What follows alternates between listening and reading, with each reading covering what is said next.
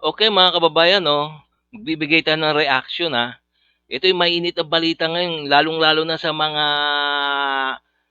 mga Pilipino diyan sa Skoda Shoal na ang China umatake sa mga Pilipino, sa tatlong Pilipinong mangingisda sa Skoda Shoal. Sugatan, ang mga mangingisda. Tingnan mo 'yan, inatake yung walang kalaban-laban na sibilyan, nitong mga Chekwa na 'to, mga walang hiya talaga. What?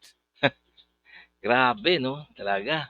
Matindi na talaga ng pagkasiraulo nitong mga inchik na 'to 'no. Civilian, biro mo civilian, Civilian, inatake, sugatan ngayon. So ito ang ating bibigyan ng reaction, criticism, komentaryo, kung ano man inyong saloobin diyan, puwede rin naman kayong mag-comments diyan mga kababayan, Okay 'no, so kung bago ka pa lang sa aking channel, please lang, like and subscribe na lang muna sa ating YouTube channel bago tayo mag-umpisa. And also please, paki-subscribe din kay Good News Philippines. Okay 'no, sa kanyang video 'to nabibigyan natin ng mainit na reaction.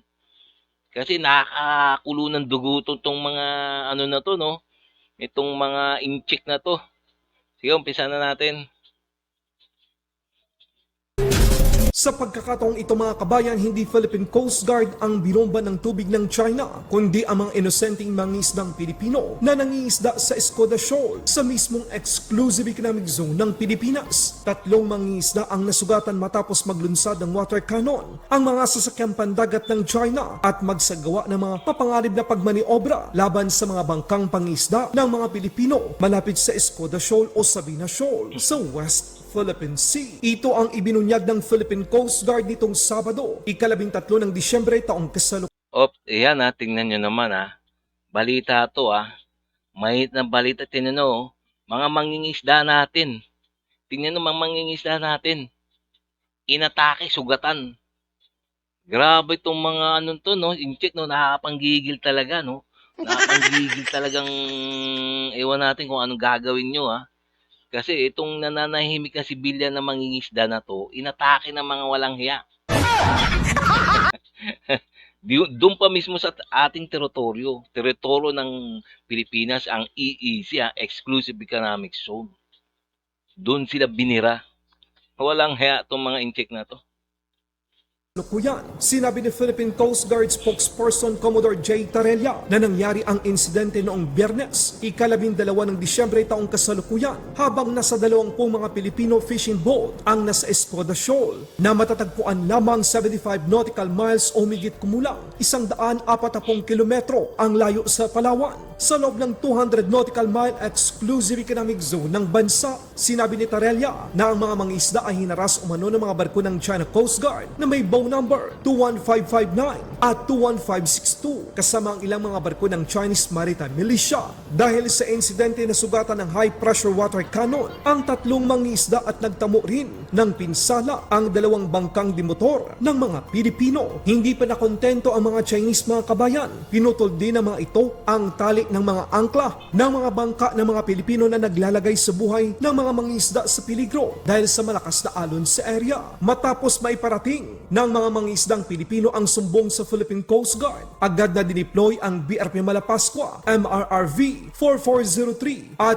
BRP Cape Inganyo, MRRV 4411 sa Skoda Shoal upang tulungan at sagipin ang mga kababayan nating mga Pilipino. Isa lamang ang ipinapakita ng China. Wala silang paki sa buhay ng mga Pilipino. Ang mahalaga sa kanila ay masakop at makuha ang mga yamang para sa atin.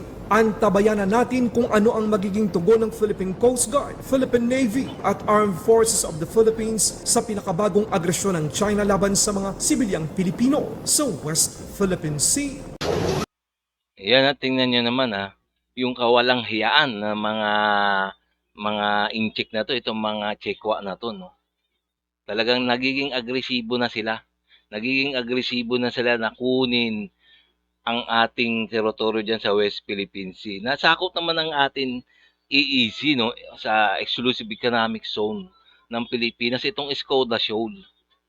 Pilit nilang inaangkin pilit na lang inaangkin tong mga Chekwa na to, ang ating exclusive economic zone. Ayan yung parte ng Skoda Shoal. Talagang napaka walang hiya na sila, no, mga kababayan. Bakit naman kayo ganyan, mga Chekwa? Para wala naman kayong mga isip.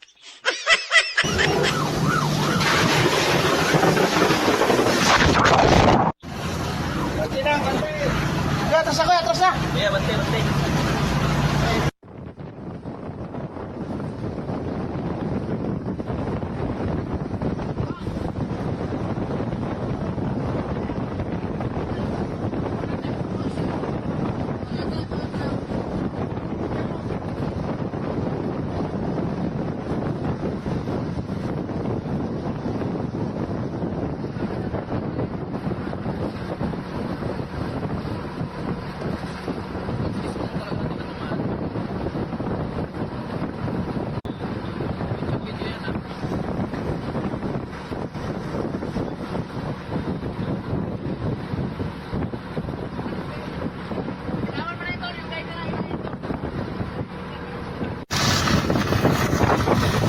Talagang ano, mga walang hiya.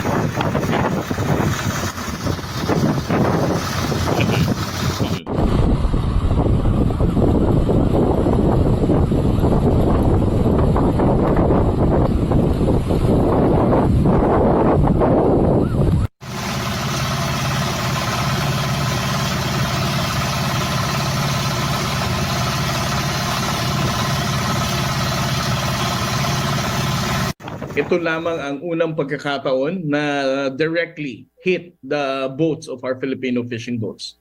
Because before, ang ginagawa lamang ng China's Coast Guard is, kumbaga, tinatakot lang ang ating mga mangingisdang Pilipino, no? For them to be threatened and intimidated to continue their fish. So try to imagine, eto mga bangka na gamit nila na pangisdaan ay gawa lamang sa kahoy, and you can just saw from the video, no, the very powerful blast of water na lumabas dito sa water cannon nila. They came as close as 35 yards, no, to block the Philippine Coast Guard in proceeding to the location of the Filipino fishermen. Sa ibang balita naman, Thai F-16 Yun, tingnan naman si Commander Tariela ng Philippine Coast Guard. Nagsasalita. Nagsasalita na naman. Talagang kawawa, no? Talagang kawawa talaga tayo, mga Pilipino sa West Philippine Sea. Talagang winawalang hiya na tayo ng mga Chekwa. So, siyempre, isang malit lang naman tayo ng bansa eh. Isang malit na bansa lang ang Pilipinas na mahina ang military power. Kumbaga, nagano pa lang, nagpapalakas pa lang. Talang kawa. So, pwede rin kayo mag-comments dyan, mga kababayan, ha. Kung ano yung mga sa inyo sa loobin, ha. Tungkol dyan sa West Philippine Sea, tungkol dyan sa nangyayari sa ngayon, ha. Ay, nako. Okay, no? So, hanggang dito na lang tayo, mga kababayan, no?